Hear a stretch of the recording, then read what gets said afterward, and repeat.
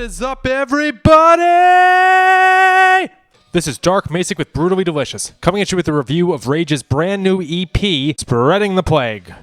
My first thought when I saw this was that this sounds like a much newer band, but I'm really wondering how the fuck a band that is this new has a name like Rage. Seriously, that shit should have been taken like 30 years ago. And sure enough, it turns out this band has been around since 1986. So in a nutshell, what I'm saying is kudos on sounding so modern. Fellow sailors on 70,000 Tons of Metal might have a connection to this band. The bassist and vocalist is the lead of the Lingua Mortis Orchestra, that's a mouthful, which has headlined, I believe, twice in the last 6 years. I think they might have co-headlined once as like Rage and the LMO. Either way, a band with a very rich history. On to this EP. It's very short and sweet, and I'm going to call out some really cool things about it.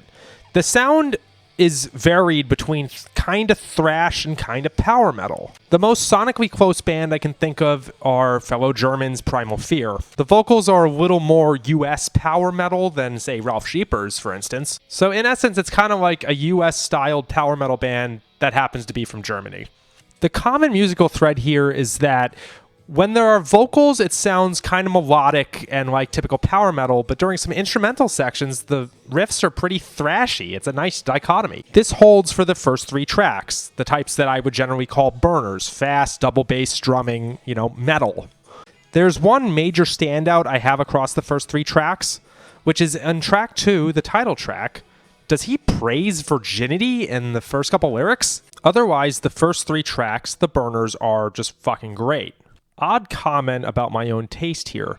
I often love power metal ballads. One of my favorite songs of all time is Into the Blue by Cain's Offering, and another one is Enchant Me by Skeleton. Their ballad on this EP, called A New Land, I think it's a good song, but I actually think it's by far the weakest one here. Again, certainly not a bad song, but here's a band that knows how to write metal. In the second half, I'd have to call out The Price of War. Great song with a great fucking guitar solo. If I had to pick a standout track for the EP, I'd probably say The King Has Lost His Crown. Good job with this one. My main takeaway is here's a band I need to go explore more of, so I know what my Spotify is going to look like tonight. I really, really like this album sonically. I know it's a band that's been around for 35 some odd years, but good job staying with the times. Rock on, dudes.